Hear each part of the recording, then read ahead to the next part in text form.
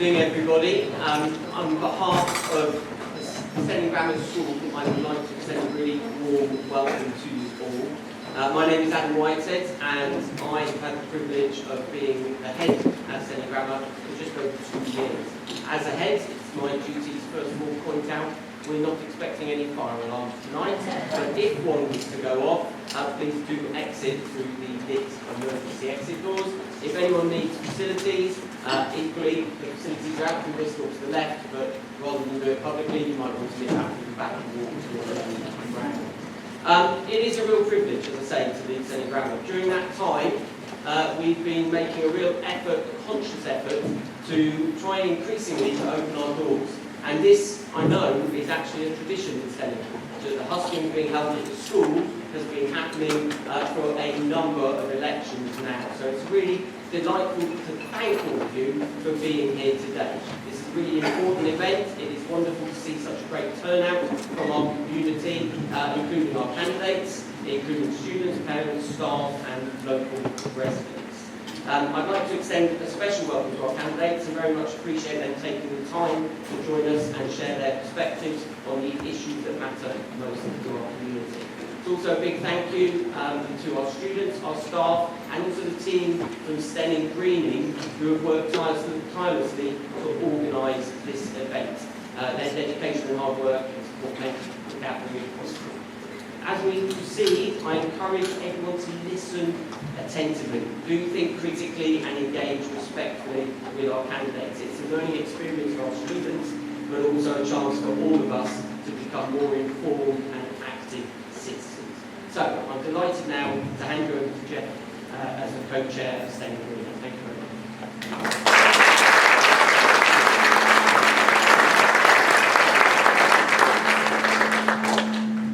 Thank you very much. This is the 5th time the school has hosted us for a Hustings event, and we are enormously grateful for the fantastic support you've given in hosting the event, especially for the teachers, the students, and the technical team. So I'm Geoff Barnard, and I'd like to welcome you on behalf of Greening Steyning.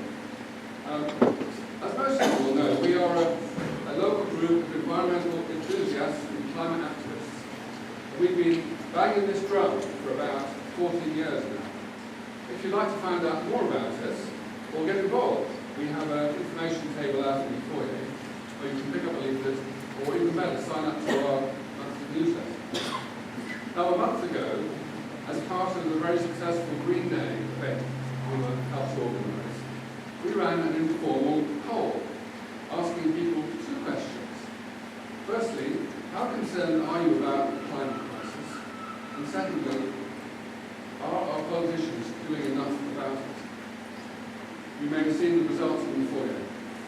Now, I know you need to be a bit careful about the results of polls, don't read too much into them, but I think the results were very revealing. 80% said they were worried or very worried about the climate crisis, and 26% said politicians should do more, but 65% said this should be their top priority. This shows the strength of feeling about these issues in our community. It spurred us to get moving to organise this Hustings tonight and focus again on climate and environment. Make these centre stage rather than being side issues. Now, I think anybody who's read the papers or listened to the news knows that we are at a crucial point in the climate story. All the experts tell us that by 2030, which is little over 1 parliament away, carbon emissions need to have peaked and be on a sharp downward trajectory if there stand any chance of turning things around and saving the planet from really catastrophic climate change and ecological breakdown. Yet as we speak, global emissions are still rising and temperature records are being broken on a monthly basis, not least in this hall. But I think the election is a crucial point because the leadership shown by Westminster will be absolutely crucial in shaping what happens in the next 5 or 6 years. Are we going to take decisive action as a nation and send a clear signal to the rest of the world about how seriously we take it here? Or are we going to defer and obfuscate and hope someone else will sort out the problem? Tonight is your chance to hear firsthand what the candidates have to say about their party policies, and also get a sense of their personal commitment to make this a priority if they get elected. Before we get started, I'd like you to check whether your phones are on silent. And then all please need to do is introduce our chairperson tonight, Averil Sessions, in the middle there. Averil lives in Steyning, is a retired barrister and immigration judge, and has kindly agreed to take the reins of the debate tonight. So let's give the whole panel a round of applause and hand over to Averil to introduce them.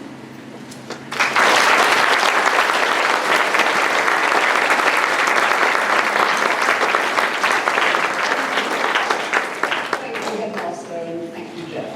And thank you in particular to the candidates for coming tonight. I know that some have had to rearrange their schedules to be able to do so, and we're very grateful if they have.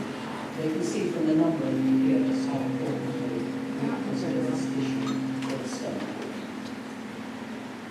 From right to left, alphabetically, strictly alphabetically, we have Richard Allen from the Arundels, Andrew Griffith from the Conservatives, Steve McAuliffe from the Green Party, Philipsborn from Labour, Smith from the SNP, and David Thomas from Griffith. I'm not quite sure why I was chosen, because I promise you I am no fewer but I am glad at least that I am the one female here.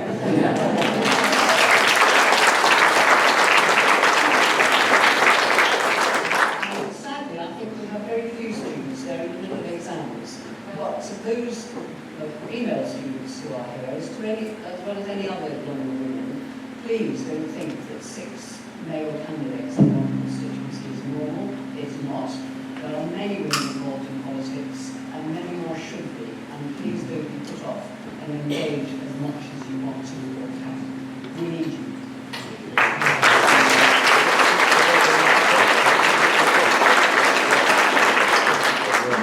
Is an opportunity for us to learn what the 6 people here who want you to cast your vote for them have to say about the climate crisis. It's not intended to be an occasion for boastful or angry debate, and I'm sure you all respect that. Each candidate has been asked in 1 minute to answer the question, tell us about your own personal take on the climate and nature crisis, and how important you see it amongst the whole array of pressing issues facing an incoming government. Not terribly well worded, Geoff and I take responsibility for that, but the meaning is clear. That will be time. Thereafter we will have questions which have been selected from those which have been submitted already, and some excellent questions have come in, and we've had to take only a small fraction of what we've been offered. And we have asked candidates to be succinct in their answers, really, for a question at a time. I will choose to intervene, I hope, only if I think this will be clarification, or if somebody only thinks this will be time, or if they're not answering the question. So, in no particular order, I don't know what order the names are going to come out in. We'll have a minute, please, from Steve McAuliffe in answer to the question. Thank you, Chair. For 30 years, I've dedicated my professional, personal and political life to ecology, conservation and environmental protection. Throughout this time, I've listened to successive governments say how important it is to tackle climate change, to respect nature and to take care of the environment. And throughout this time, I've watched greenhouse gas emissions rise, I've seen biodiversity decline year after year, I've seen river pollution levels increase year after year, and I've seen environmental promises cast aside year after year. We need politicians in Westminster who understand that we need environmental actions, not words. Politicians who understand that environmental policies are not in conflict with other policy goals. They are in fact intrinsically linked to the success of other policy goals. Goals like an effective NHS, affordable housing and efficient public transport and active travel networks. My goal is to ensure the next government does not row back on its climate commitments.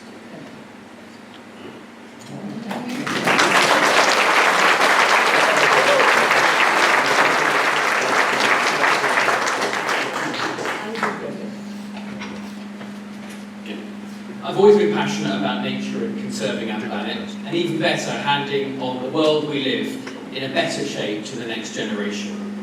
It's really important that we ensure our language is about hope, vision, and it's empowering. In my lifetime, we've seen the successful reintroduction of species that were previously extinct in the UK, the halving of UK CO2 emissions, the near complete elimination of CFCs, and the reforestation of large parts of the United Kingdom. And all of that has happened at a time when the UK economy has been able to grow. We've got near full employment for anyone who wants to work, reductions in child poverty and inequality, and one of the fastest transitions to clean, renewable energy of any country, anywhere in the world. Today, the first, second, third, and fourth largest wind farms are all in the UK. But importantly, we can protect the environment right here at home. Things like stating tonight our clear opposition to Horsham's Council's plans to build hundreds of homes on Glebe Farm just across the road, plans that were never in the local neighbourhood plan. Thank you very much.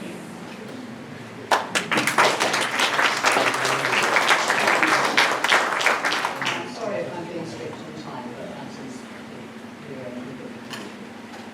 Richard Allen, please. Thank you. I don't think it's a crisis, I think it's an emergency. And we need to stop talking about the cost of taking action on climate and talk about the cost of not taking action on climate. We need to put climate action... It's difficult to hear. Is that better? We need to stop talking about the cost of taking action on climate and talk about the cost of not taking action on climate. We need to put climate action at the very heart of everything that the government does. It's not peripheral, it's not a side issue, it's the very heart of everything. And taking action has benefits right throughout the economy and right throughout the country. We have a cost of living crisis, and we have some of the most heat inefficient homes in Europe. By insulating those homes, by providing heat pumps, we help with the cost, we bring bills down, we help with the cost of living. By turning our grid to renewables, we become more self-sufficient in energy, and we make ourselves less vulnerable to hostile action outside. Most of all... Thank you so much, but is there somebody who could just check this microphone? It doesn't seem to be.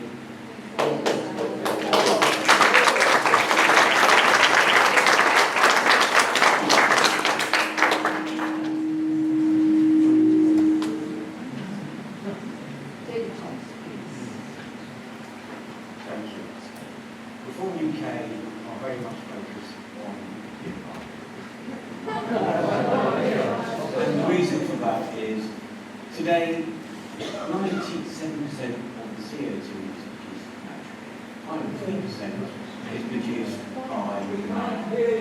On the final of that 3%, the UK produces 1%. If we dropped off the ocean tomorrow, it would make no difference to climate change. We've got to be world leaders in innovation and developing low-cost, clean energy that we can deploy around the world and enhance the environment through technology innovation and not cutting our cost of our economy through increased costs, increasing fuel poverty, which has a massive effect on this country and this country's poor, and by implementing our net zero policies is actually really detrimental to our economy. So while we would like to be able Thank you. That is your minute. Thank you so much.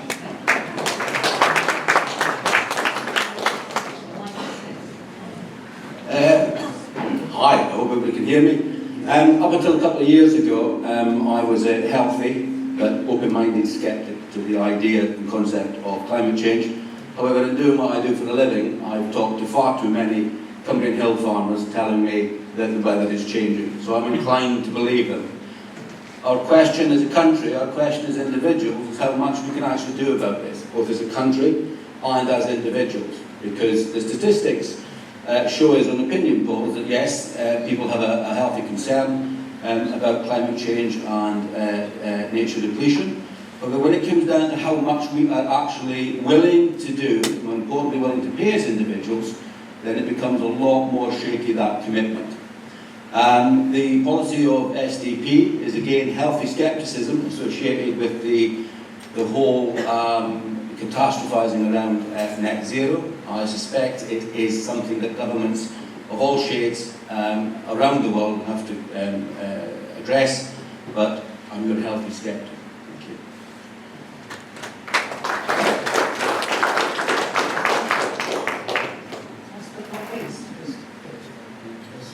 Thank you very much. I was waiting for that. It's a great pleasure to be with you tonight. I think tackling the climate emergency starts with stuff like this. Get closer to the light. Well, can you hear me now? Yeah. Lovely. I think tackling the climate emergency starts with community initiatives like this. And all of the activities which are going on in Steyning and in other communities throughout the constituency. I think it's got to be one of the primary responsibilities of the next government. Britain used to lead the world on climate change, and I think we should, on climate change mitigation, and I think we should do so again. I've worked in the energy industry, I've worked in the nuclear industry, I've worked in the offshore wind industry, solar, and I've been involved in the world's longest interconnector between Norway and Scotland. The challenges we face are tremendous, but I'm full of optimism. Just look at the price reduction that we've seen in renewable energy across the board. They used to have to be subsidized. Those days are long gone.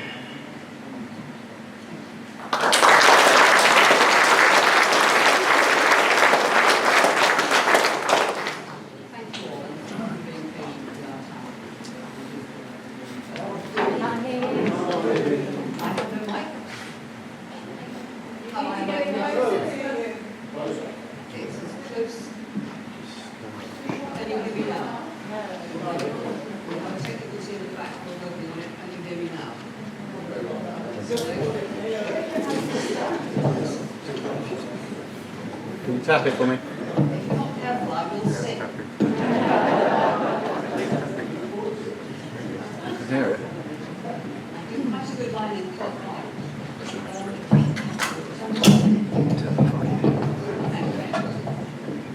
Right, can you hear me now? I'm going to take the first question alphabetically, so starting with Richard Allen. The first question that we've selected is this.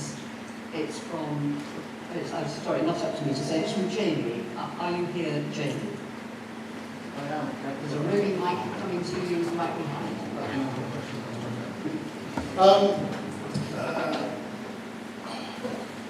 I'm sorry, I'm trying now, desperately, now I'm on the spot, I'm desperately trying to remember. Do you want me to read it for you? Could you read it for me? Thank you very much, that's very kind. Do you hold any interests, shares or investments in fossil fuel companies? If so, how do you defend your market position?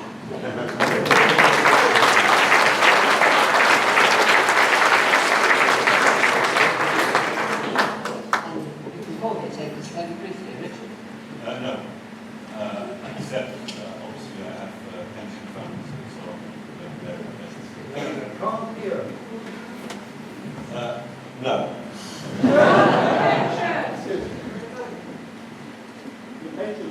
Sorry. Yeah, I have pensions, but I have certainly no knowledge that they have any investments. In fact, I have Is that all right for the microphone?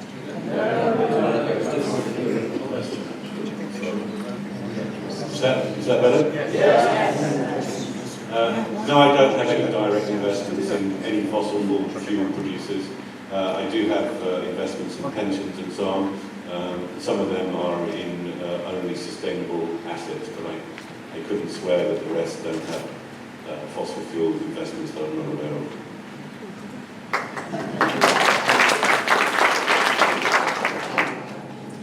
No, exactly the same. Oh, got it.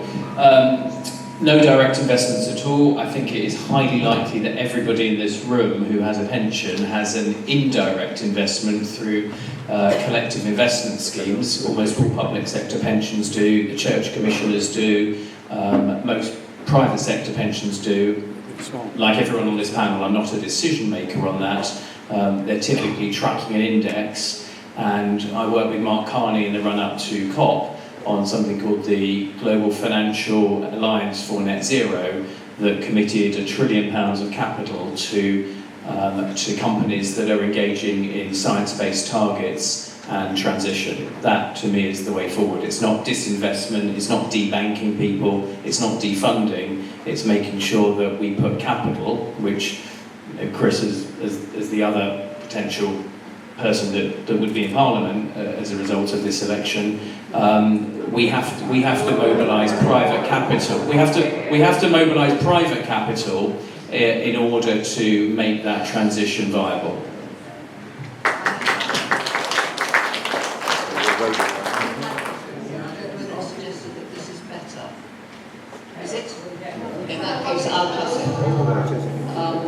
Steve. Thank you. Okay, so I bank with an ethical bank and I invest in a pension pot with that bank. The bank in question specialises in sustainable development. The pots that I have money in are to facilitate green startups and to fund ethical investments around the world, people transitioning away from fossil fuels and unethical sources of income. And it's one of the most important things that we can do. So if you do have a pension pot, and if you're unsure, don't be greenwashed by the wording in your policy. Check, ask your provider for an open book, see where they're investing in, because I will guarantee you that what you consider ethical and sustainable is not necessarily what your pension provider considers ethical and sustainable. One of the first things I did when I became a district councillor was look at the books and look at the investments.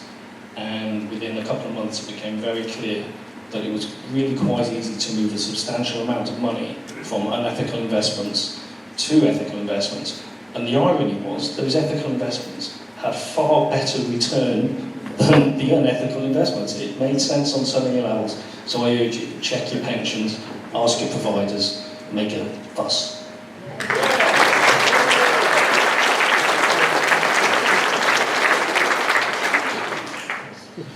Thanks very much. Gosh, that seems to be working. Lovely. No, I don't. And as I tried to say before, if you didn't hear me, I have worked extensively across the renewable industry in wind and solar. I've also worked in nuclear. And as far as the investments are concerned, Steve, that's good advice. The world is changing, and so are companies out there. I think we're all much more mindful of where our pension and other investments go, and that's the right thing.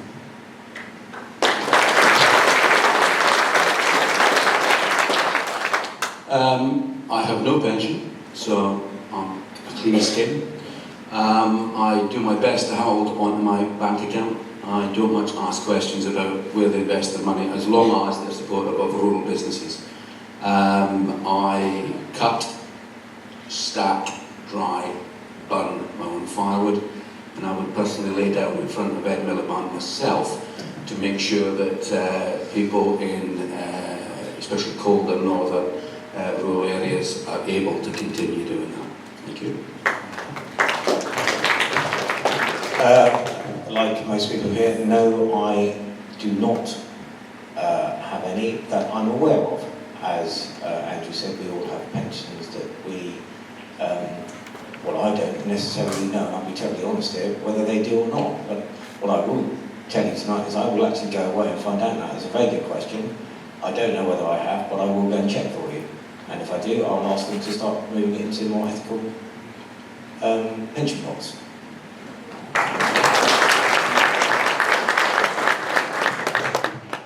Well, long again, that wasn't necessarily a short answer, but well and relevantly answered. Our second question was one of a number on the same sort of subject. We've chosen one, and when I say we had a team which comprised Geoff from Greening Steyning, myself, one of the teachers here, and one of the students. So this is our combined view of a general approach. The second question is from Shona Holstall. No mic. It's all right, I'll shout. Hi. Are you aware? Wait for the mic. Oh, wait. I think I might have been given it. Oh, it's all right. Oh, wait, one. Oh, okay. It's coming down.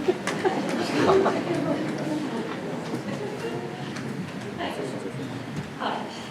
Are you aware? Sorry, message. Are you aware that Southern Water Treatment Plant in Steyning discharged untreated water 64 times in 2023, far in excess of the government's limit of 10?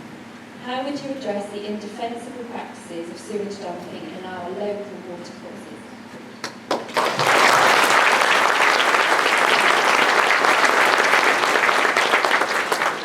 I have made an entirely random selection of order for the following questions, and the first one to be drawn on this is Miss Philipsborn. First but not least, excellent. Labour has a really clear policy on tackling the water companies' discharges and sewages. We will block bonuses for water company chiefs with immediate effect. We will institute criminal charges for water bosses who continue to oversee law breaking. We'll end self-monitoring, and all companies are to monitor all outlets. And there'll be severe automatic fines for illegal sewage discharge. In the course of my work, I've dealt with a number of these cases. There is another issue that we need to tackle, and that's the regulatory structure around the water industry. So, not least the Environment Agency and the many other agencies who are involved. The Environment Agency is underfunded. And relies on the water companies to do much of the monitoring themselves. We need to have really workable and strict regulation of the market. Lastly, water is one of the areas, I strongly believe, that was completely unsuitable for privatization. It should be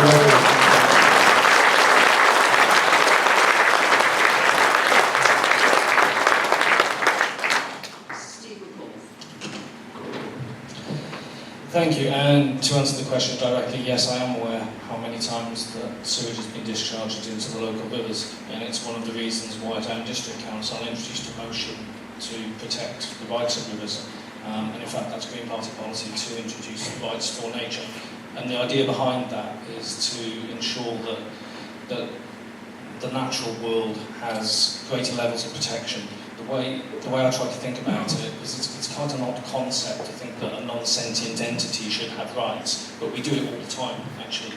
We do it for ancient buildings, listed buildings, trees.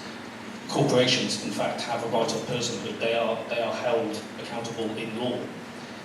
But to afford rivers extra protection is really important. We've seen the decline over time, and the Green Party will take water companies back into public ownership. That's been a goal for many, many years. I think I will leave it there because everybody's going to pretty much be saying the same thing on this, I think, for brevity.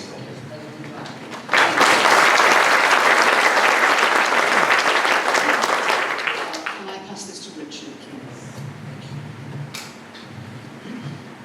So yeah, as far as I'm aware, we're the only country in the world that has a fully privatised water system, and that's kind of a nonsense.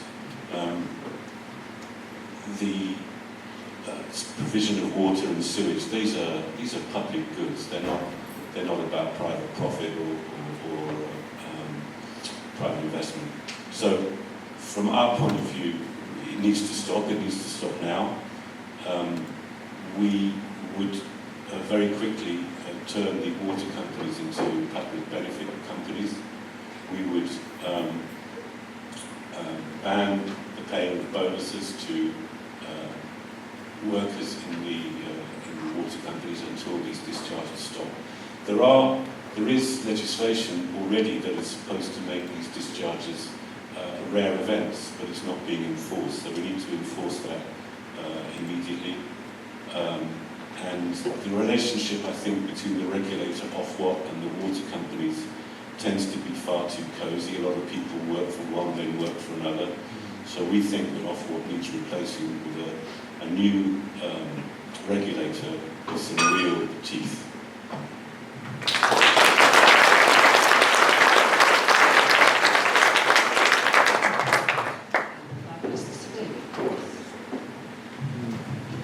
Yeah, I think we're all quite a similar opinion here that the monopolies that the utility companies have just simply isn't working. The reason you privatise something is to create a market. When you don't have a market, they don't work. That's proven by the results time and time again. Pollution everywhere, expensive bills, etc., etc. We plan to create a new model that brings 50% of each utility into public ownership. The other would be owned by the UK pension funds, so that they can be run in a highly professional, typical business fashion, but answering to both the people and the people's pensions funds, who obviously are answerable to the people. So that's what we intend to do.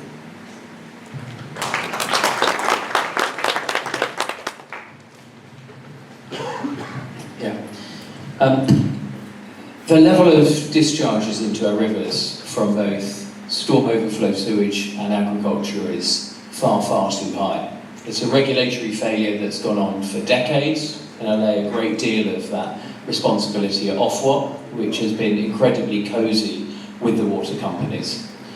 Many of the actions that people have taken are actually already now in place.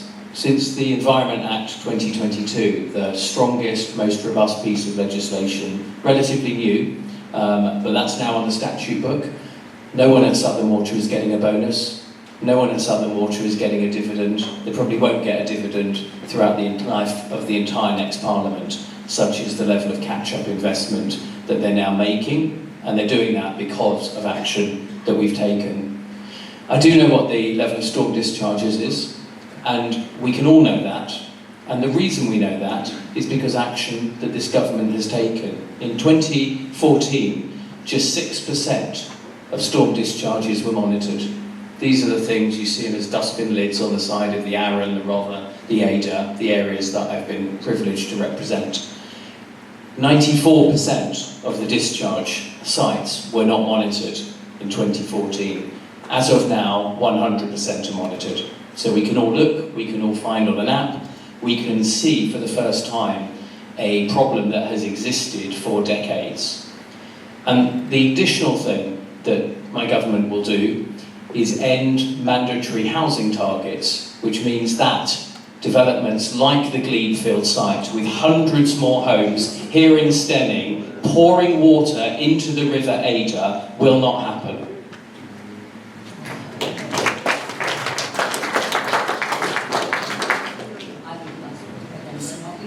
Always least.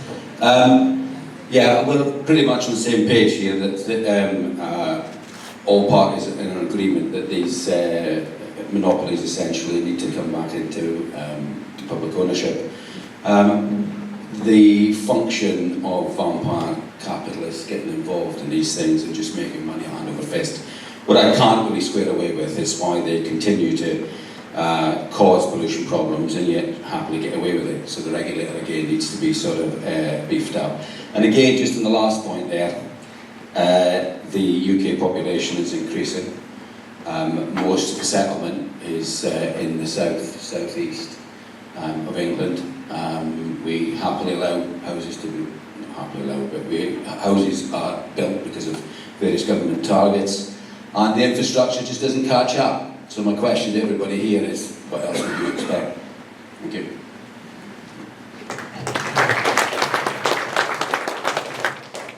Thank you for all those answers. Our next question comes from Vanessa Timms. Vanessa is third row from the back.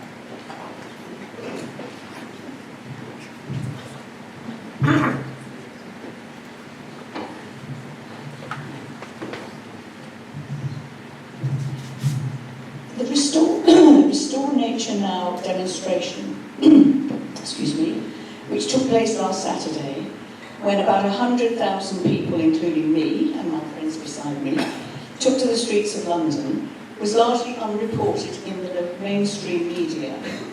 How are you going to address the problem of vested interests in the media and fossil fuel industries driving the political agenda that are slowing the development and implementation of green energy solutions?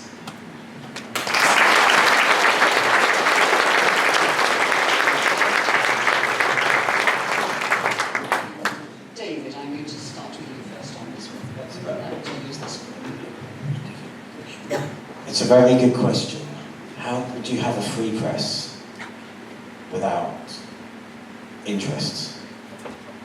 It's a problem that every government has always had. If you over-regulate it, you get accused of being authoritarian, being controlling the press, and if you don't, then we have freedom, which is what we want. But the press is driven by making money. At the end of the day, it's a business, and if your headlines get on the top of it, you see, then and it's going to sell some stuff. Then they're going to they put it on there. And you see, Extinction Rebellion and all those sorts of things. They're on there all the time because they do stuff that's effectively they're breaking the law and they're vandalising stuff. So how do you manage these vested interests? I'll tell you what, I don't know. I think what we need to do is organise a commission into it and have a really deep dive and have a cross-party commission as to do it, because it's got to be fair across the board. How do we make sure that the public views are represented clearly through our press, and it's just not Rupert Murdoch or another delivering what their agenda is. The great thing is we have social media these days, and we're getting a lot more free journalists going in there. So I would also advise you to go to reputable online social media outlets, and they give a much more wider variety of political opinion than is currently in the mainstream media. So that would be my response.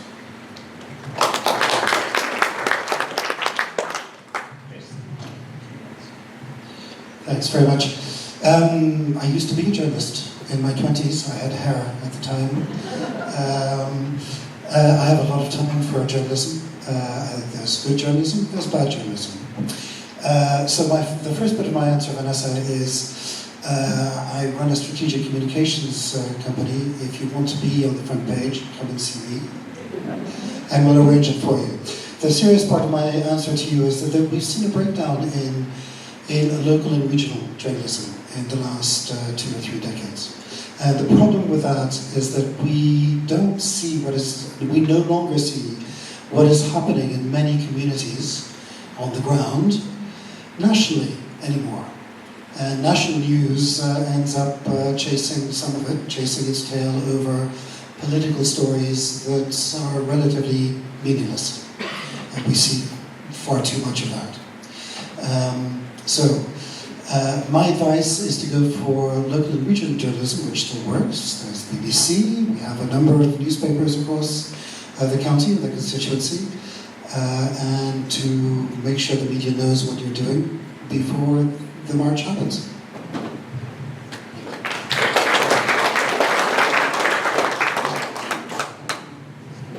Yeah, sure. Look, in truth, if you're worried that vested interests in the media are slowing things down, they should ask for their money back. We are the fastest decarbonising economy of the G7. We've taken coal entirely out of the energy mix before any other nation. Germany is still increasing the amount of coal that it burns. Every country where people have tried to set ambitious targets has had some setbacks over the last few years because of energy security and what is now a geopolitical war in Ukraine. So you can't blame it on the UK media if you're seeing exactly the same trend happen at the European Commission, in Germany, in Belgium, in France and across the West. And we've got a great story to tell. And one of the things that I despair of about sometimes the Green movement is how quick everybody is to talk things down. We've got a fantastic story. We're leading in so many of the new technologies that are going to help us decarbonise. I mentioned earlier, where do you think the first, second, third and fourth largest wind farms on the planet are? I think Chris talked about the energy interconnectors. We've got some of the longest, best interconnectors. We're developing new building materials that reduce significantly the amount of embedded carbon. We've got a great story to tell. So I wouldn't worry about vested interests. We have a very transparent political system. You can follow the money, you know what's going on. I think we should be a lot more positive. We should be a lot more on the front foot. And if we do that, and we make people feel they've got real agency, then we'll take people with us. And you won't see these sort of backlashes that people sometimes worry about. There's a really, really good story. And if you give people that, I think you can actually marshal a lot more support.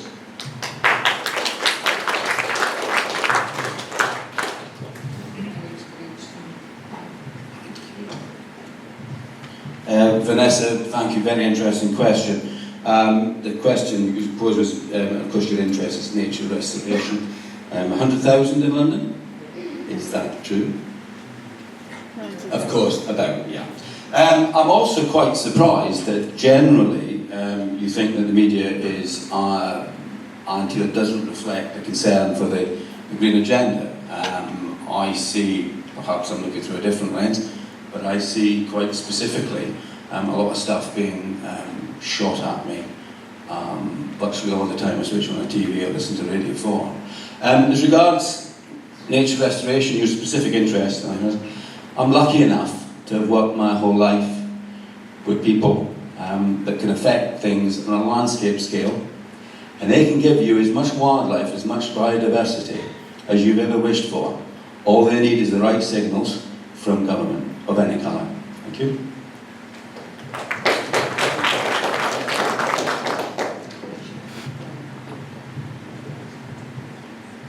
Thank you. Thanks, Vanessa, for that question. We do live in a country that's one of the most nature depleted in the world, and I salute you for going on that march. I remember Brexit time going on marches which had a million people, and then we didn't feel that we got much publicity in the press either. It is a problem, I think, with the way that 24-hour news is, social media is, that if you say things that are sensible, that are kind, it's kind of not news. But if you say something that's aggressive or cruel or sometimes stupid, then that's news and that gets reported all around the networks. I'm not sure what you do about it. It's a function of social media, it's a function of I think making the same argument over and over again and not giving up. And we are making progress. I am disappointed that we're going through this election with climate not at the very centre of the discussion, and it should be. And I think we need to shout about that. But really, all we can do is keep on working, I think.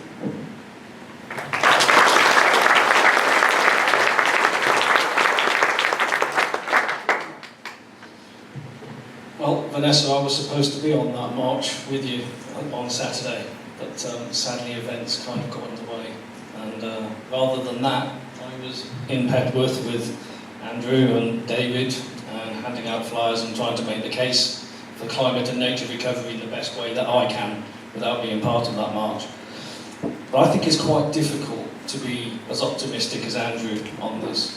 When we have a UK government that's had a climate change policy that's been found to be unlawful and not fit for purpose, not once but twice in 2 years, is quite an extraordinary feat of incompetence. If you get given your homework back when you've submitted it the first time with the answers, and then you resubmit it still with the wrong answers, that's pretty special.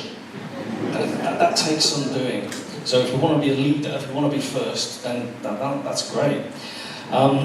I think the way we remove the vested interests argument is by democratising nature recovery and democratising energy. We're on the cusp of being able to have community energy networks. The technology is there, the desire is there, What we don't have is the political will to get us there. If we're worried about vested interests in the media not covering these issues as effectively as we'd like, then we can take control of that. We can have our own energy networks. We can create our landscape connectivity pathways. The Lawton Review in 2010 said very, very loudly that we need bigger, better, more joined up space for nature. We haven't done that. Likewise, community energy will give us the power in our towns and in our villages to generate our own renewable electricity, to have lower electricity bills as a consequence. And if we can get the local energy bill through the next Parliament, then it means local communities can start exporting energy and be those companies that we're not very happy with at the moment. So I'll cut that short.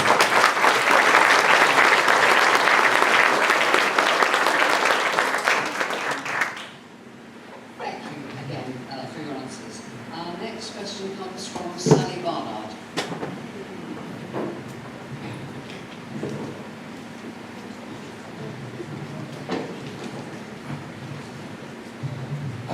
Thanks very much. So far, around 1,000 candidates in this election are backing the cross-party climate and nature bill. This is an up-to-date, science-based, joined-up plan to address the climate and nature crisis. We want to know in our community, will you also commit to backing this legislation? And I think the question could be quite short for some people, because I know their answers, because I've been asking them. I don't think one could prejudge that. Let's start this with you, Andy. There's some key problems with that bill, so no, I don't support it. The first is it doesn't respect Parliament, and you're all here tonight because you want to hear what your parliamentarians are going to do if they represent you in Westminster. They don't want an assembly, they don't want some hybridised version of the Constitution. You want laws made that represent you, and that's what we're all seeking to stand to do. The second thing is that anyone can sign a resolution.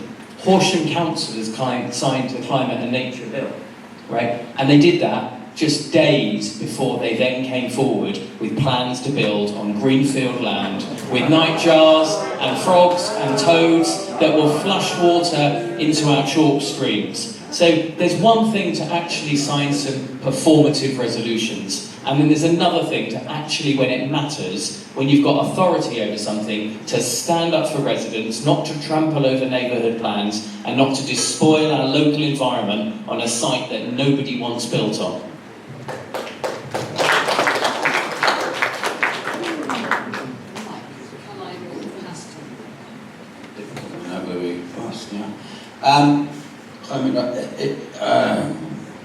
No. I think it's far too sensationalist, far too cataclysmic, far too short on answers, far too loud in what they're screaming at you. As regards, I think that the choices we all make as individuals, in terms of what we buy, how we support local farmers, how we educate our children in school about growing their food and understanding more about food. And of course, a little bit dated now, but joint economies and how we manage the land. A lot of British land is not publicly owned, it's in private ownership. So something I'm wary of with something like this, although there's a lot of detail that just isn't there, somebody quoted something like 30% of British land devoted to nature restoration, again a very broad subject area. None of us know what 30% of British land looks like. Most of it in private ownership. How are we going to get that into public ownership in order to give you the things that you say you want? Okay, thank you.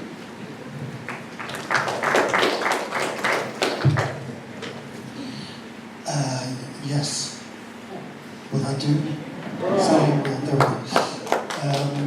Look, Labour is the party of the national parks, for instance, of the coastal path, of the world's first law to combat climate change, and of many other things. And rather than doing a roll call of measures which are in our manifesto, but which directly address increasing our biodiversity, establishing new river walks, 3 new national forests in England, and so on.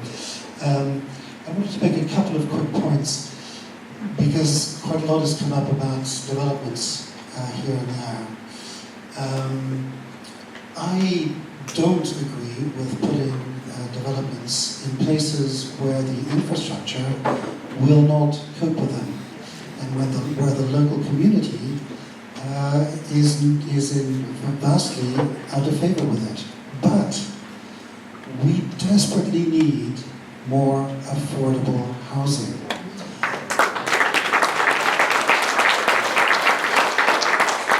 I have 3 sons. One of them will be 25 on Friday and is living at home. And I see no way that he's going to be moving out anytime soon. So we need more affordable housing, but we need to pick the places where to put it. And that's why Labour will reform planning laws in the next Parliament.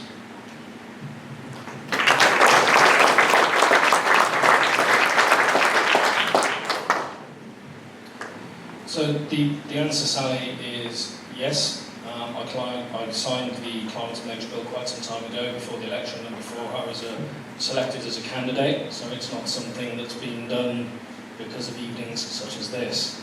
And it's a no-brainer for me to sign that pledge, because it's just one pillar that we need to have in place to restore nature and to get to net zero and beyond.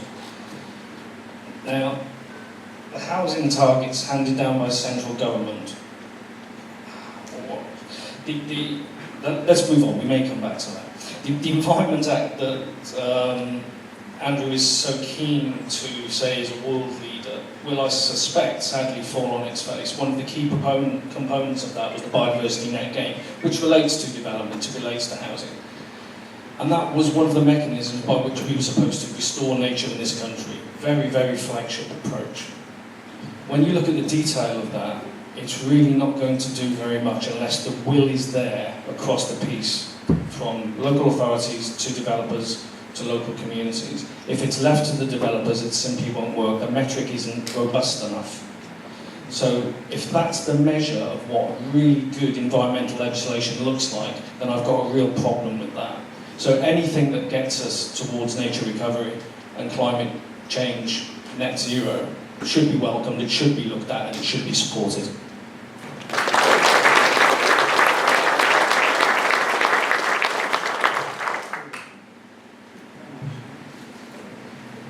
Thank you. Right, I haven't signed it, and I'm not signing it, not because there aren't some good things in there, it's just not all good things in there. Okay, so there's up to negotiation, and I also agree with Andrew that actually should go to Parliament to be discussed by the whole country, not just a lobby group, effectively. So,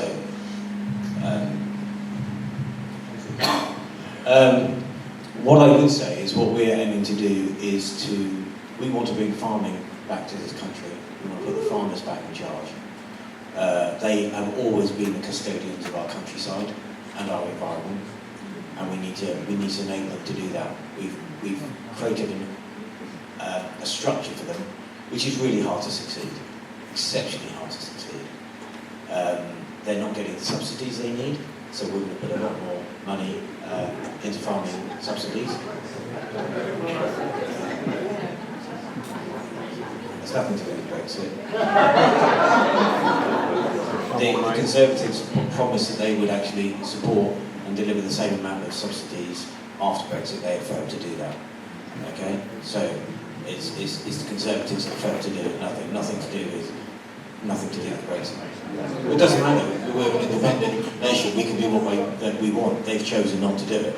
Okay, they've punished our farmers when they promised that they would actually look after them. Okay, it's again another broken promise. So we're going to actually honour that promise and start putting the power and the money back into farming. They can look after our countryside Okay, we actually need to start growing products and produce again for the environment. If you're importing products from all the way around the world, think of the carbon footprint that's created from all those transportation costs. We don't have to do that. We actually have a huge amount of land in the UK that we're not using. We can use that, and we can turn it into fertile agricultural land, and also have a positive environmental policy around that for encouraging wildlife and biodiversity. And that's where we want to go. We've got to stop this reliance on cheap foreign food. We have to become independent ourselves and let our farmers be successful. We have to de-risk farming for them as well. You know, we have to do so much more for them. And this government is very different. Thank you very much.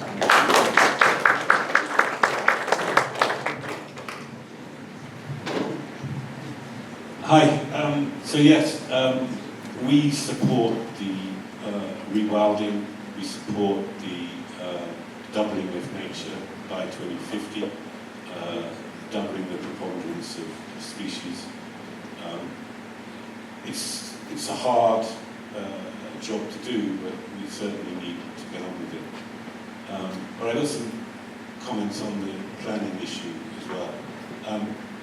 We have a planning system that is 100% in the hands of the developers. Developers are companies. They want to make profit, and therefore they want to build the most profitable homes that they can. The most profitable homes are greenfield developments in places like this. Brownfield's expensive and it's risky. Greenfield, cheap and easy. We have a system where local planners can say no, but then it goes back to the government inspector, goes back to the Secretary of State, and the local planners can be overridden. So what we need to do, we think, is to restructure our planning system. We desperately need to build homes. Young people have nowhere to go, rents are spiraling.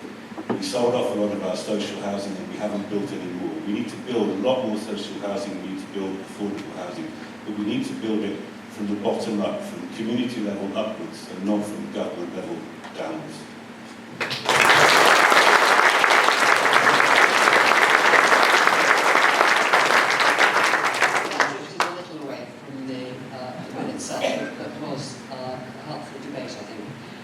Our next question comes from Claudia Fisher.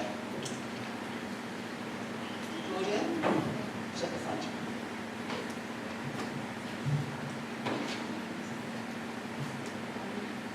It's a bit of a long question because there's background, so I hope it's okay. I'm a Green Horsham District Councillor representing Storrington and Washington. At a recent Planning South meeting, we were asked to make a decision on a large solar farm near Cowfold. This scheme would have used 0.1% of HTC's land to provide clean electricity for 16,000 people for 40 years. That's 1/4 of HTC's population, with the additional benefit of allowing the tired and over-chemicalised soil to regenerate and provide over 60% increase in biodiversity. Yet after the scheme was passed by a majority of democratically elected representatives, Mr Griffith called the decision into the Secretary of State, citing concerns over food security. The land was classed as Grade 3B, lower agricultural land, and biodiversity loss. What is your view of solar farms? What do you think are the benefits and negatives at this time of undeniable climate emergency? And do you think I made the right decision, or Mr Griffith did?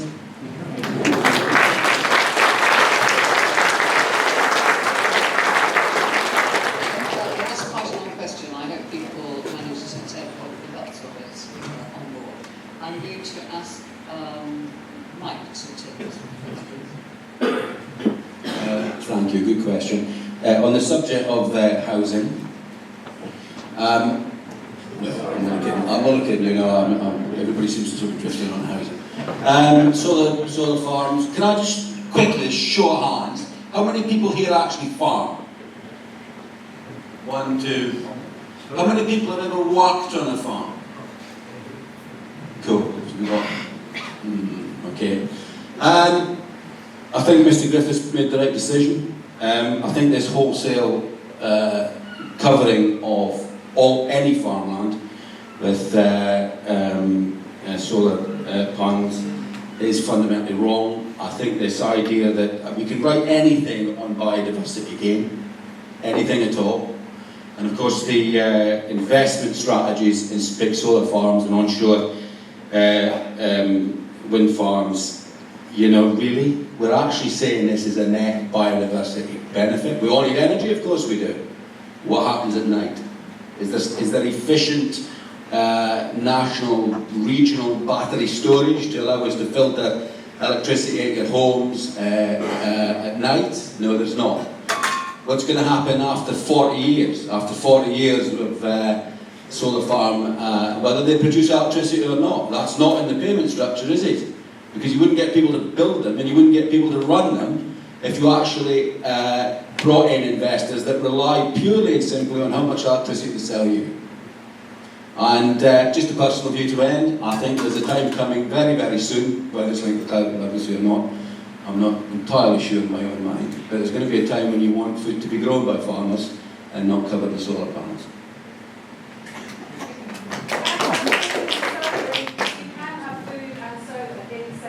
You can't, but it's Some goes better.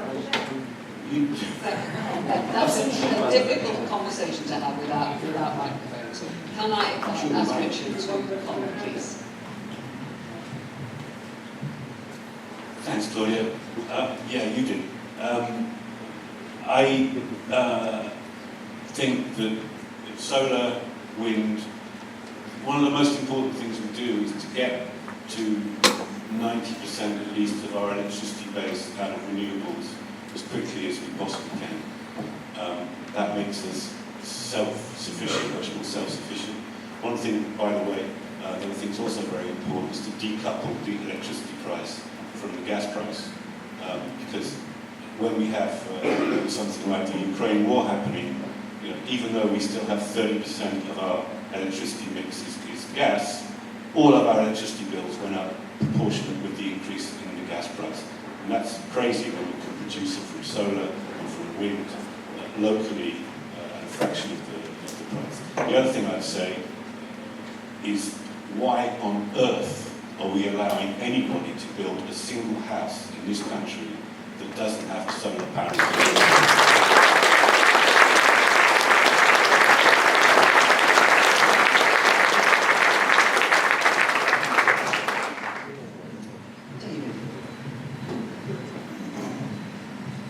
So, personally, I'm a big fan of solar, you know, and renewable energies.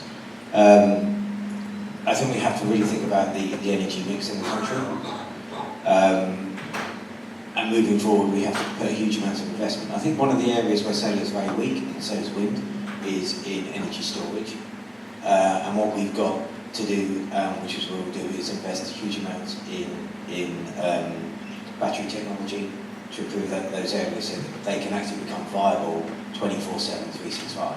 Because that's the biggest issue at the moment. When the sun doesn't shine and it's not windy, we have big problems.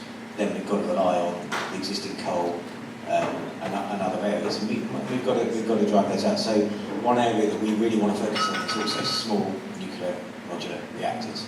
I used to work for Rolls-Royce, and I'm very proud of it. I'm still proud that I work for them.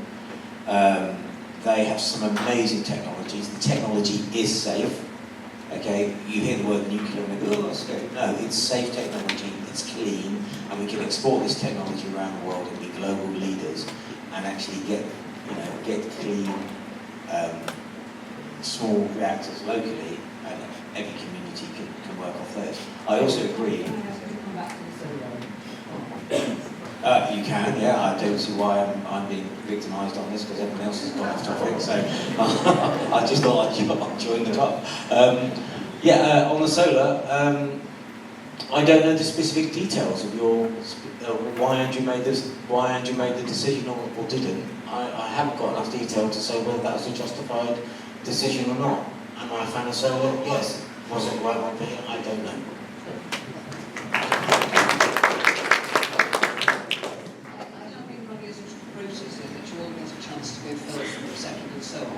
Andrew, you're next on this, but would you prefer to take the last spot on this question? Look, a few things. First of all, it's my job to stand up for communities, and the communities asked me to stand up for them in this case. and no other elected official was doing so. Horsham just barreled on ahead. Secondly, the right place for solar, and there's a really good place for solar, is on the roof of warehouses and car parks and supermarkets and on brownfield sites. We have a food security crisis, and that's linked to the sustainability crisis because up to 40% of emissions are associated with the food cycle. If we're only making and growing 50% of our own food in this country, 50% of the food has huge amounts of travel embedded carbon within it. So if you're serious about the climate, you're serious about food security. And this was taking one of the last dairy farms, the last domestic dairy farms in West Sussex, and financial speculators arbitraging the value of that land. Okay, the same financial speculators you decry in almost any other domain were moving into solar as a financial investment. Now, people say there's biodiverse underneath these solar farms. All I can say is I've seen very many. And every time you see the brochure, it's frolicking lambs and butterflies and insects and wild grasses. And every time you see one of these, it's sterile, the weeds are nuked, there's chemicals treated on the ground underneath them because those same financial speculators aren't interested in biodiversity, they're interested in making a quick buck from solar tariffs. So there's a huge role for solar in the energy mix, but we need to elevate food security on top of this. And a number of folk use the word self-sufficiency. Well, there is no self-sufficient supply chain for solar panels in the UK. And there isn't a self-sufficient supply chain for solar panels in Germany or the European Union either. Right? That supply chain is exclusively in China, in practices that if British companies were doing them, you would all decry and be sanctioning them and deeply regretting. So I am right. I'm right now, and I was right then, and I think it was entirely wrong that a Lib Dem Green Council that's supposed to have a strong moral purpose, that signs these performative climate pledges, was happy to upset our food security, replace domestic production with overseas imports, and export parts of British food supply chain and replace it with Chinese manufactured solar panels.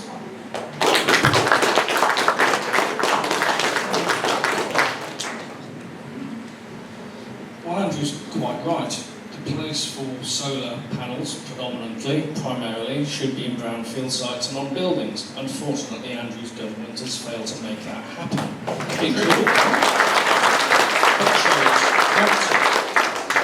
So, where do we put the solar panels? We need to decarbonise. We need to diversify our energy sources. So where we have left is low-grade agricultural land. And let's be clear, farming is in crisis. You cannot plant a crop, and because of erratic weather, because of climate change, you cannot guarantee the yield and the profit you will make from that crop. So I certainly won't decry agriculture holdings changing their systems to include a reliable source of guaranteed income for the next 40 years. I don't blame them for doing that at all. It's part of their business plan. And that's a key point. 40 years. That might sound a long time, but that's temporary. It's temporary in the sense that that land is not going to be sold for development. It will come back into use. And the whole time, that 40 years, that soil is regenerating. There are many, many studies that look at this. Keele University has done some really good work on looking at solar farms and how the soil and how biodiversity is enhanced following their introduction. The soil microbes come back really quite quickly. Once you have the soil microbes, you get the macroinvertebrates. Once you have the insects, you get the birds. Once you get the birds, you get the mammals, and so on and so on. You get fully functioning ecosystems. Yes, it comes back to how that land is managed, Andrew. But under the planning rules, it has to be managed in a biodiverse, sensitive way. And that is the right approach. We should be decarbonising. The negatives are the aesthetics. I won't look beyond that. They're not pleasant to look at. But the benefits, renewable clean energy, large source of clean energy for many years. The co-benefits of agrivoltaic systems where you can introduce livestock farming. It's not exclusively one or the other. This is not a binary question. You can do both. we haven't done enough R&D on that over the years, and now that's happening. Things like chamomile production, a high-value crop is being introduced, that works. I've seen swallows and swifts this weekend coursing over solar farms, gleaning the insects from the cut grass and the varied plant biodiversity beneath the panels. You get variation of habitat. I really could.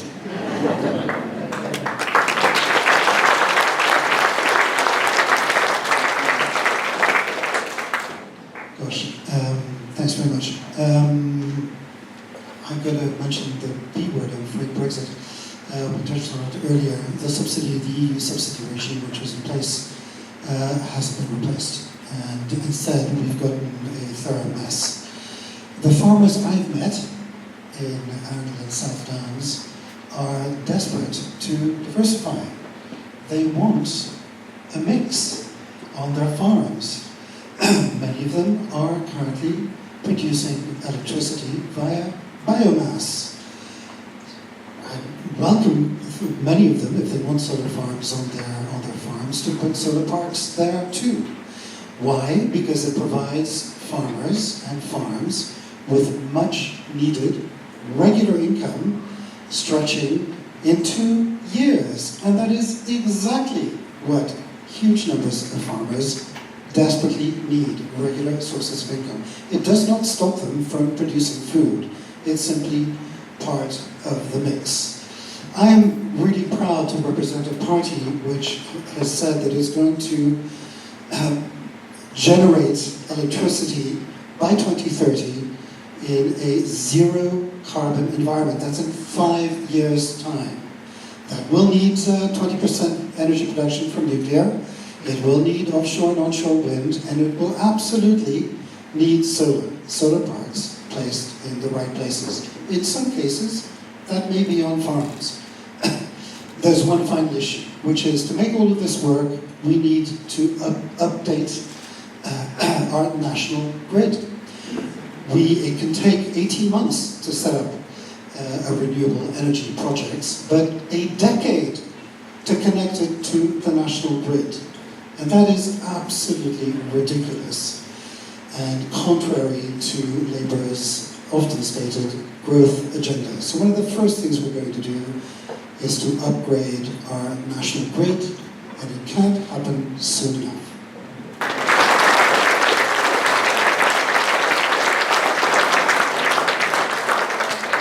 Hoping to finish by 9:15, and we are on 9:15. I would like to take one more short question. Would that be acceptable? In fact, it's two questions in one, and I would ask the candidates if they could reply briefly, please. The first is from Caroline Fife at the back.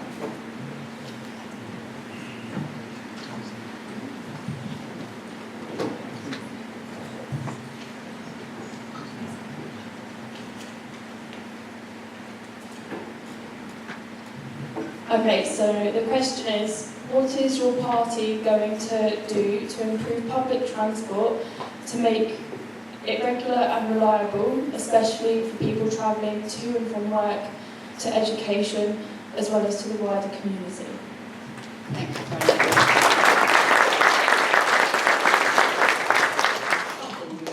I'll read it for brevity. A question from Vicky. Train travel in the UK and Europe is expensive. Would your government prioritise switching subsidies from fossil fuel heavy planes to planet-friendly trains?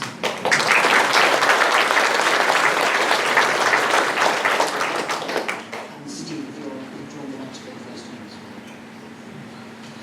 Thank you. So, active transport, public transport, those two things are very much intrinsically linked and something I've been supporting quite widely for many years. Most people would like to cycle if they're given a safe opportunity to do so. The public transport network, particularly in rural constituencies, is patchy at best. The Green Party's position on this is to ensure that every village can connect to a central transport hub 7 days a week, using local authority funding taken from large infrastructure investments, like building lots of new highways. Rather than do that, we will invest in local transport. because we think that's far more important for local people to access the essential services that they all need. The air travel, yeah. So do you think it's fair that every time we go to a petrol pump we pay fuel duty and VAT where the aviation industry doesn't? I don't. And that's where we can generate vast amounts of money through a carbon tax to reinvest in public transport and active travel. And I think that's a far better way to spend our money.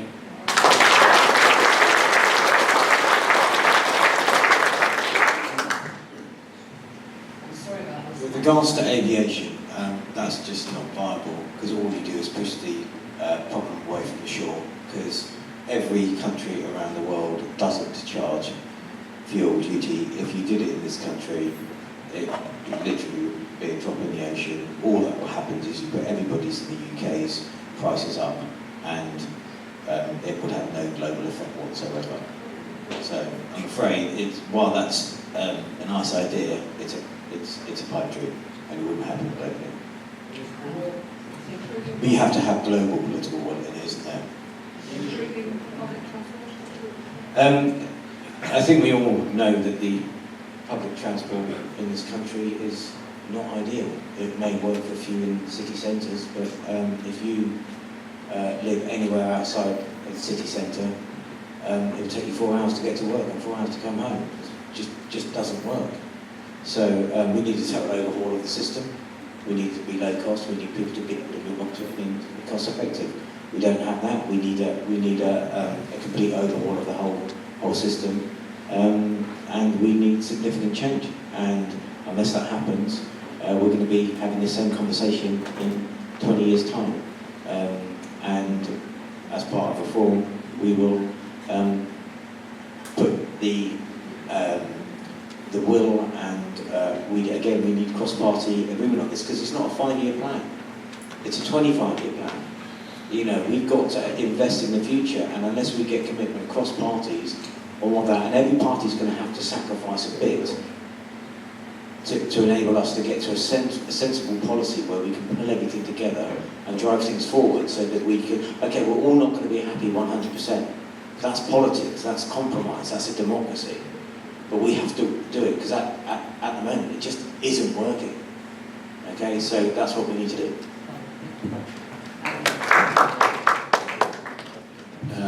As regards rural transport, it's STB policy to obviously increase its capacity, its regularity, even to the point of subsidising vulnerable income groups so they can actually travel to work, travel to education, etc., etc. This has been a problem since I was working at a county agricultural college many years ago now, and it's never really been addressed, never really been fixed.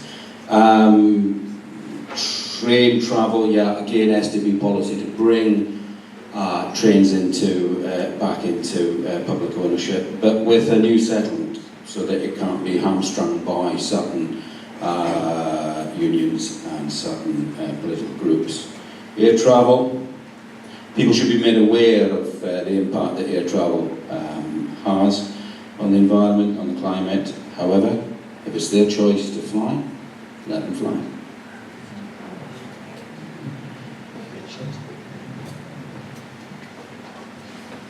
Thank you. Well, it doesn't help when you say you're going to build high-speed rail and then you change your mind. So, yes, we need big investment in our local transport, in our national rail transport. At the moment, in France, they're introducing a ban on short-haul flights where there's a train available to take you instead. The problem in this country is the trains are already pretty much at capacity a lot of the time, and it's hard to get a ticket. The ticketing on our trains is also completely crazy.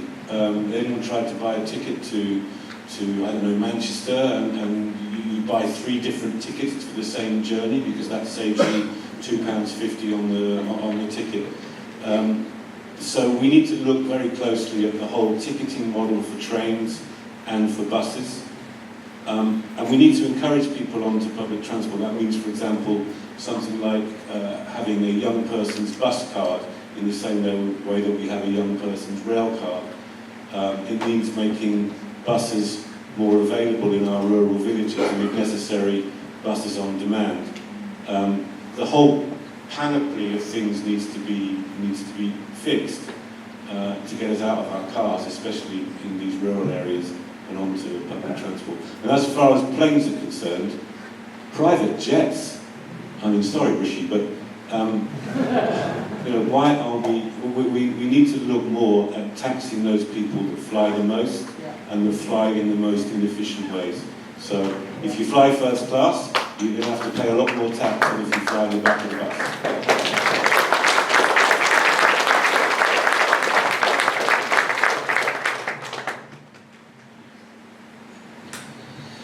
Firstly, our local roads aren't working. Who would imagine living in a place where a major road is closed for months and then reduced to a single lane, which I experienced in my great double-decker bus tour last weekend. What a ridiculous state of affairs. Roads are important, but so is public transport. So Labour have said that will introduce 1,300 new bus routes, and that will lead to 2.5 million new bus journeys a year, many of them in rural areas. Let me touch on trains. I have a very busy July. I'm getting married 2 days after the election. My partner is in the audience and was recently in Italy, where in Rome you can get on the metro network and go anywhere for €1. What has happened to our public transport network? And by the way, I railed about water privatization, but what about rail privatization? Hasn't that been a major triumph for our country? Labour will take train operators back into public ownership as the licenses expire.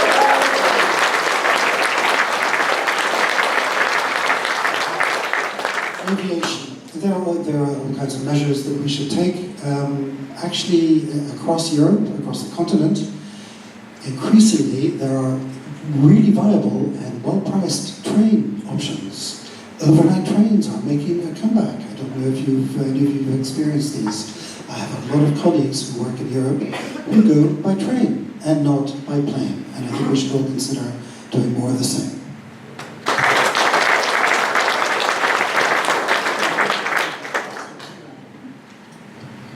Well, thank you. I mean, listening to that, I just conclude that most of my panellists aren't actually taking the public transport they talk about, because, Richard, we absolutely are subsidising bus fares. This government introduced a scheme to cap all single bus fares at £2, saving people in this constituency literally hundreds of pounds a year under this government.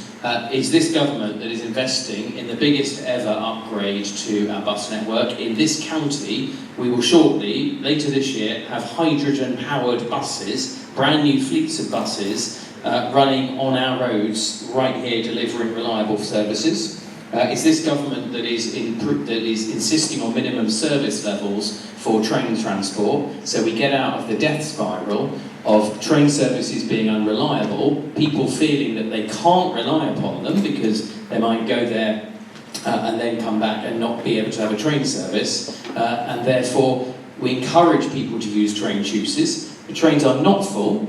Some of the train pathways are full. It's one of the reasons why I oppose the growth of Gatwick Airport. It's also why this area has taken far more than its fair share of development.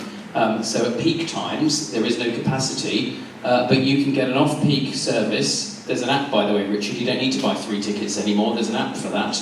And you can buy a single ticket to London for £6 on this railway line.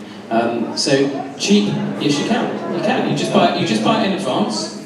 You buy it in advance. You can go and look on the app. Go and look on the app right now. I looked at the app earlier this week. You can buy a single ticket to London off peak for £6 if you plan in advance. So we have cheap train services. We have cross-subsidised buses. We've got an excellent flexible bus service. So we pioneered a flexible bus service, the 99, in the area around the Chichester district. It's like Uber bus, so technology is solving the problem. I spent a lot of time on this because we have a ageing population.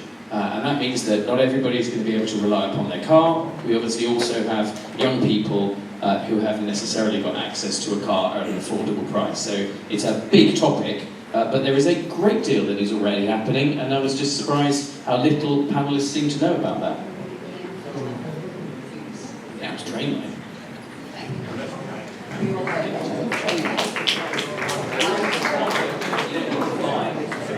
I'm very grateful to all of our candidates. I'm very grateful to the audience for your patience. I'm sorry it's been a hot evening, but I think it's been interesting and well worthwhile. We had many other questions which touched on electric vehicles, charging, home insulation, proportional representation, climate and nature, trees, carbon capture. We simply could not include anything like the full range. But I hope you agree that what we have heard tonight has been informative, helpful and interesting. Thank you all again. You are invited to stay on for a short while to meet the candidates and have a drink at the bar if you would like to do so. And is there anything else I need to do to fulfil my obligations? No, just shut up. That's